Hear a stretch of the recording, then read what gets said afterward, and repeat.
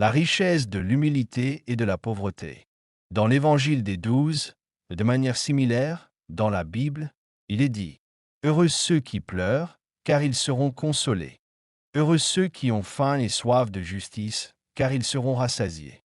Heureux ceux qui sont persécutés pour la justice, car le royaume de Dieu est à eux. » Ces paroles ne décrivent-elles pas la loi fondamentale de la vie? Ce qui émane de nous revient, dans cette vie ou dans une autre, en bien comme en mal. Si nous nous engageons pour la justice et que nous en souffrons, nous connaîtrons un jour une grande joie. Nous récoltons ce que nous semons. Si nous souffrons pour nos valeurs et notre conscience, nous récolterons la joie. Un investissement dans notre avenir spirituel. Oh, quelle joie de vivre dans cette conscience!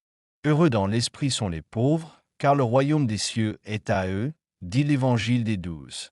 Cela sonne différemment de la formulation biblique « Heureux les pauvres devant Dieu ». Mais sommes-nous vraiment pauvres devant Dieu? Ne portons-nous pas en nous une dignité divine qui peut être masquée par trop de possessions et d'attachements extérieurs? Peut-être cette béatitude fait-elle référence à la liberté d'un être humain de transformer la richesse extérieure en richesse de l'âme. Heureux en esprit sont ceux qui mènent une vie spirituelle et mentale riche.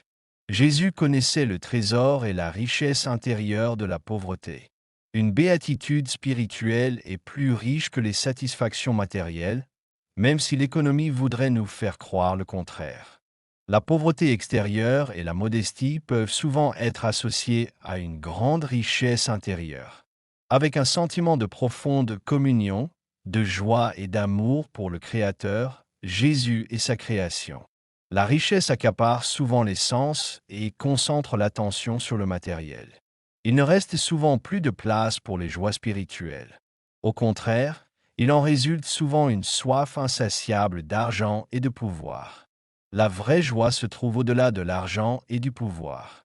Elle comprend les enfants, les bonnes relations, la famille, les amitiés, les expériences dans la nature, l'écoute du vent, la lumière du soleil qui pénètre dans la forêt, le murmure d'un ruisseau dans un cadre magnifique, la belle littérature ou les poèmes qui font vibrer le cœur.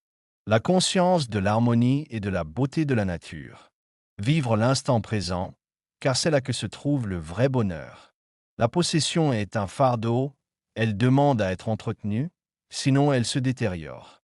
Ceux qui possèdent un yacht ou une maison en savent quelque chose. Les loisirs coûteux aussi volent du temps et de l'énergie, et cela manque pour les enfants, la famille, les amis et la spiritualité. Le pauvre, lui, est libre comme un oiseau, il vole où bon lui semble. Aucun bien immobilier ne le retient.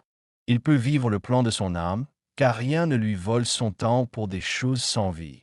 Dans les pays pauvres, l'hospitalité est souvent florissante, les gens ne sont pas absorbés par la possession, mais libres pour le trésor que sont leurs semblables.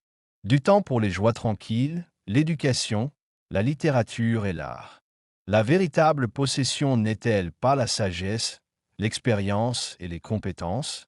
Personne ne peut me voler cela, cela ne moisit pas. Un savoir illimité, la musique, l'art, tout est possible aujourd'hui grâce à Internet. À quoi bon tout ce matériel? Un smartphone révèle tout le savoir et la culture de l'humanité. Le riche vit dans la crainte de perdre quelque chose et ses pensées sont accaparées par le pouvoir et l'argent, leur utilisation et leur multiplication, donc pas par la réalité. Quand tant de choses sont incertaines, la confiance en une force bienveillante qui nous guide grandit. Je ne sais pas comment, mais je sais que la vie continue bien. C'est ce qui la rend passionnante.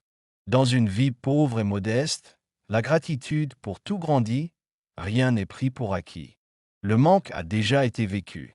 Même dans la richesse extérieure, une vie modeste et joyeuse est possible. La richesse peut être un cadeau dont on peut se servir de manière responsable pour œuvrer à un monde plus juste et plus humain. La pauvreté fait grandir le sens de la justice et la gratitude. Elle nous apprend à prier, à remercier les forces du bien et à leur faire confiance. Lorsque la prospérité ne domine pas la vie, les relations et la nourriture spirituelle prennent plus de sens. C'est ce qu'ont vécu les gens en RDA, en Russie et ailleurs. Individuellement, Nous sommes pauvres, mais ensemble, nous sommes riches, car chacun a quelque chose à donner et à recevoir avec gratitude. Mais comment faire plaisir à quelqu'un qui a déjà tout? C'est très difficile. Et quelle gratitude bouleversante émane des pauvres. Cela touche profondément le cœur. Une étude a également montré que les personnes les plus satisfaites appartiennent à la classe moyenne inférieure. Ainsi, plus de justice apporterait plus de joie à tous. Travailler pour cela rend la vie des privilégiés colorée et passionnante. Tout le monde y gagne. Ceux qui vivent dans la misère et luttent pour leur survie accèdent au plus beau domaine de la vie, la pauvreté.